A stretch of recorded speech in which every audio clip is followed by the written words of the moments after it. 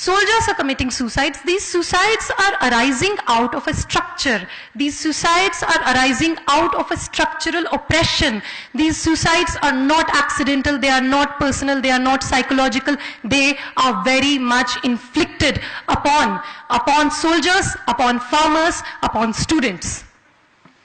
A similar kind of deification happens with the Dalits who perform manual scavenging jobs. Everyone from Gandhi to Modi will tell you that Dalits are doing a very noble job. They are making a very ultimate sacrifice for the rest of the society by cleaning the society's filth. Recognize this. Whenever they make a deity out of someone, they are actually oppressing them. We see this with Bharat Mata. We are asked to say Bharat Mata ki Jai. But who is this Bharat Mata? We ask. Is Bharat Mata Radhika Vemula? Are you going to recognize her as Bharat Mata and give justice to her son? Is Soni Sori Bharat Mata? Are you going to investigate who committed excesses on her in custody? Are you going to investigate who threw acid on her face? It was definitely not Umar Khalid, but investigate who it was.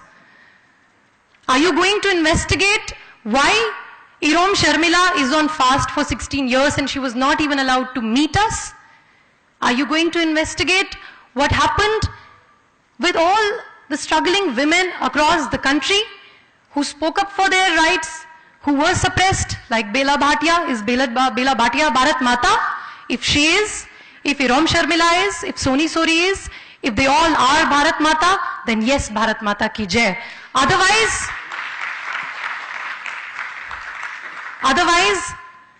Jai se Jai nahi, Jai se justice is something that we have to assert. Justice before Jai. Jai se pehle न्याय, हम लोगों को इस बात को बोलना पड़ेगा. खाली नारों से, hollow policies, RSS की पूरी परिभाषा पूरी की पूरी खोखली है. उनके पास किसी चीज का जवाब नहीं है, इसलिए सवाल करते रहिए उनसे. किसी भी चीज का जवाब नहीं है. आप पूछिए भारत माता कौन है, उन लोगों को पता नहीं. उनकी भारत माता भगवा झंडा फैलाती है और बाकी लोगों को तिरंगा झंडा फैलाने पर वो अपना दमन करते हैं, बाकी लोगों पर मार पिटाई करते हैं कि तुम तिरंगा झंडा क्यों नहीं पकड़ते हो, तुम लाल झंडा क्यों पकड़ते हो. और आपकी भारत माता भगवा झंडा पकड़ती है. हम आपकी भारत माता को बहुत बढ़िया से जानते हैं. आपकी भारत माता माया कोदनानी है, वो हमारी भारत माता नहीं है. आपकी भारत माता स्मृति ईरानी है, वो हमारी भारत माता नहीं है. इस बात को हम लोगों को बोलना पड़ेगा. इन लोगों के पास कोई जवाब नहीं है नेशनलिज्म का. इन लोगों की हर एक पॉलिसी, इन लोगों की हर एक बातचीत पानी के इस बुलबुले की तरह. It's like that air bubble inside the water which is shallow, completely shallow on the inside but very shiny, and it shimmers in the sun from outside. But the moment we prick it, the moment we ask a question, it will rupture, it will burst. And that is why we need to keep asking questions. We need to ask them who killed Hanuman Thappa. We need to ask them who killed Rohit Vemula. We need to ask all of these questions. I have been told to conclude, but I would want to say a few things. These people tell us, students से ये लोग कहते हैं कि don't do politics, आप politics मत कीजिए, पढ़ाई कीजिए. हम लोग एलिजिबल वोटर्स हैं, 18 साल के हैं हम लोग. आप हमारे पास चुनाव में आते हैं वोट देने के लिए, वोट मांगने के लिए, और हमारे नाम पर बोलते हैं कि भारत के युवा हमारे साथ हैं. लेकिन क्या आप भारत के युवाओं को डिफाइन नहीं करने देंगे कि वो किसके साथ हैं? क्या आप उनको अपने इश्यूज नहीं उठाने देंगे? आप लोग जो किसान मर रहे हैं उनसे क्या कहेंगे? चुपचाप से खेती करो, पॉलिटिक्स मत करो. जो जिनको आपको खुद को लटकाना पड़ता है, जबकि विजय माल्या अगर डेट नहीं पे कर सकते, he can just safely leave the country. But if a farmer cannot pay the debt, he has to commit suicide. What will you tell that farmer? What will you tell that farmer? Don't do politics? जाकर के खेती करो. ABVP, Akhil Bharatiya विद्यार्थी परिषद, आप खुद ही कहते हैं दुनिया का सबसे बड़ा स्टूडेंट ऑर्गेनाइजेशन है. पहले जाकर के उसको बंद करवाइए अगर आपको स्टूडेंट पॉलिटिक्स से प्रॉब्लम है. भारतीय मजदूर संघ आपका, भारतीय किसान संघ आपका. आप हमसे कहते हैं राजनीति मत कीजिए. गुजरात में आप फार्मर्स की रैली में जाकर के उमर खालिद का वीडियो प्ले करते हैं. What is the politics behind this? Umar और अनिर्बान का आप वीडियो जाकर के दिखाते हैं फार्मर्स रैली में, उसका पॉलिटिक्स क्या है?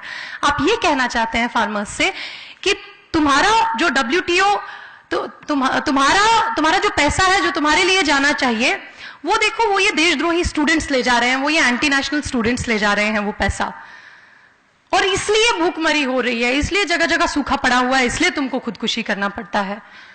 ये कोशिश की जा रही है फार्मर्स से बोलने की, ये कोशिश की जा रही है किसानों से बोलने की। लेकिन अगर आप रियलिटी में देखें कि क्या हो रहा है, फार्मर्स को उन्हीं पॉलिसीज से ऑप्रेस किया जाता है, जिन पॉलिसीज से स्टूडेंट्स को ऑप्रेस किया जाता है। इंटरनेशनल मॉनेटरी ऑर्गेनाइजेशंस में, WTO और वर्ल्ड बैंक में आप जिस तरह से एग्रीकल्चर को बेच कर आते हैं, उसी तरह से आप एजुकेशन को बेच कर आते हैं। You send the farmers to gallows and now you are planning to send the students to gallows. National institutes of technology में 300% फी हाइक आता है। IITs में फीस 90,000 से 2-3 लाख तक बढ़ाई जाती है। और आप फार्मर्स को जाकर के स्टूडेंट्स का वीडियो दिखाते हो और फिर हमसे कहते हैं कि राजनीति मत कीजिए, आपकी पूरी की पूरी राजनीति तो हमारे खिलाफ नफरत भड़काने पर तुली हुई है।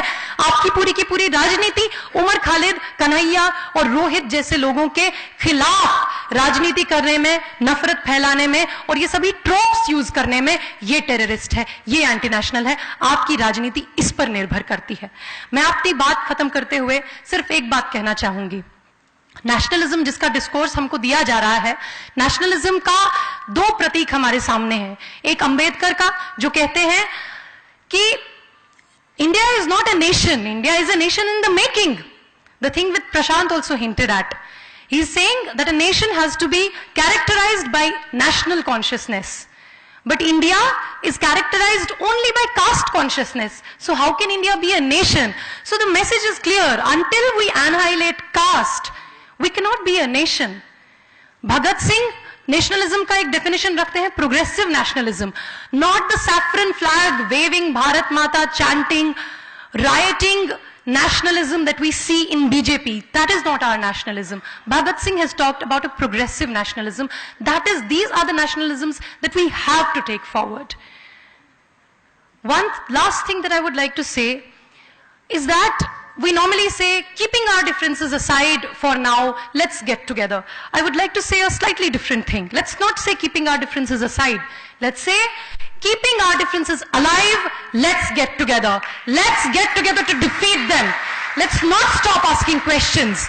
We celebrate this political diversity.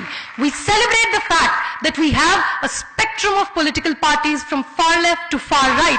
And just like we do not advocate jail for those people who consider Nathuram Godse as a martyr, we do not advocate jail for those people who consider Afzal Guru as a martyr. Everyone has the right to speak. Everyone has the right to debate. Everyone has the right to question. This is what nation means. This is what civilization means. This is what concern for people means. It has to be a pro-people nationalism, not a hollow nationalism of the BJP variety. I thank you for giving me a patient hearing. Shukriya, Inqilab Zindabad. काल की हेरा फेरी में तेरो अवसर भी तो जा